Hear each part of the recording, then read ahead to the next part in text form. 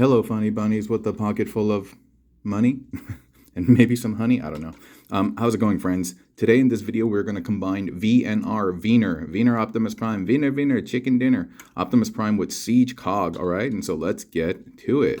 As I start prepping these dudes, let me just kind of say hello, saludos, bienvenidos, 환영합니다, 안녕하세요, and all those great things, and saying what's up to everyone who watches the channel. Big shout out to the USA, UK, Canada, Indonesia, and the Philippines. Yeah, a lot of the viewers are from those regions. US specifically accounts for 50%, but still a big shout out to everyone watching around the world. And I thank you so much for your continued support. The VNR Optimus Prime was first introduced to us as the Holiday Prime, right?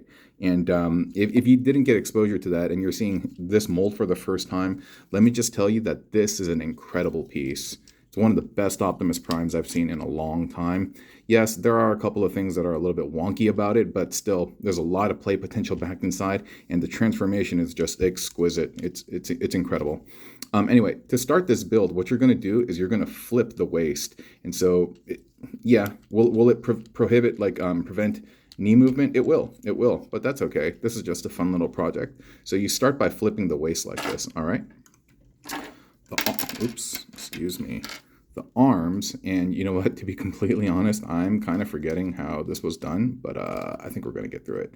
I believe I had that just plugged in. So you're taking one of the cog arms, and did I do it like that? May have been like that, all right? So yeah, so the cog arm is really interesting in that, dude, there's so many different ways this thing can bend. It's really a thing of beauty if you look at it, if I'm being quite honest. And so you pop that in there as well. And the fit is pretty decent. And I like how these the arm tips shore up at the top.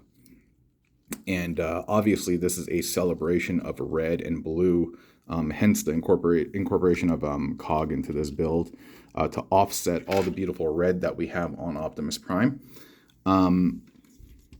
This part is really unique. So I'm trying to get the cog body to fit over the top. And in order to get that to happen, I'm going to be utilizing this pew-pew. I'm going to take the pew-pew, I'm going to plug it in right there. And this then reveals that port, which you can kind of build on. Let me set them down. So this, I forgot, is like this. And then you tilt the head down for the cog. You spin the body. And so I know it's not asymmetric, it's asymmetric, but when you spin it 90 degrees, despite this looking different, the hips will line up right down the center. And so, and then you're going to plug that right there. Cool.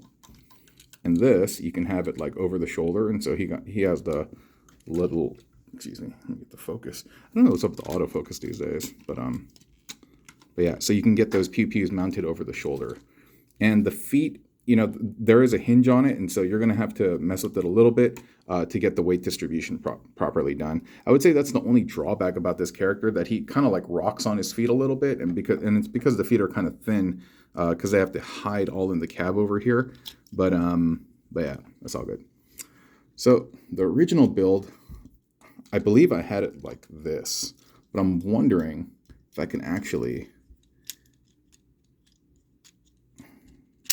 Oops, you know what? Because I would like to have this part exposed in the front, so in hopes of adding some blast effects, which I don't have on me right now. Okay, that's a tight fit. It's a really tight fit, almost uncomfortably tight. Yo,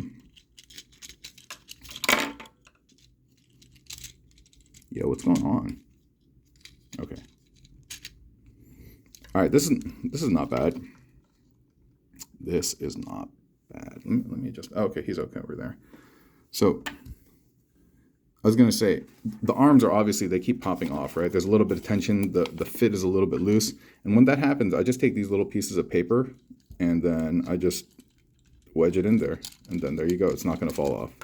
And once I wedge this in there too, that's also not going to fall off. Because over time, what's going to happen is the mold that they use to create these, it has to undergo heat stress. And as a result, the parts may get warped, or they may become like loose, in this case over here. So again, just take that piece of paper, pop it in here, And you know what? That's actually one of the reasons why I feel like Hasbro won't go full out and endorse the connecting aspects of these, because they may have a bunch of loose fits and people are like, hey, it's not working like you said it's when, like, give me a refund, or exchange the toy or something like that. So yeah, maybe they'll just leave it up to me to carry this gimmick on my shoulder, and I am fine with that. And here we go. Here we go. The guns are also loose. The pew-pews are also very loose. And so I could stick a little pieces of paper in there, but pretty much he's done. Oh, this is really unfortunate. This is just uncomfortably. I'm just going to have it take a larger chunk, fit that in there. Now that's a solid fit. Nothing's coming off. And then you just plug that in there. Have that mounted over the shoulder. Make sure everything's nice and tight. And I believe that is our guy. And like I said, the feet are kind of finicky. You gotta mess with it. But here you go. VNR Prime and Cog. How's that? How's that? Not too bad, right? And if we had the blast effects, I think it would be awesome. I think it'd be that extra on top.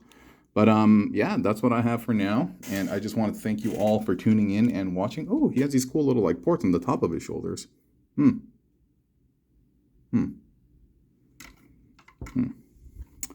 anyway, I just wanted to say, yeah, thank you for tuning in and watching. This has been VNR, this has been Cog, and this has been Botbender Orange, and this has also been you as well. I appreciate y'all being here, okay? Adios.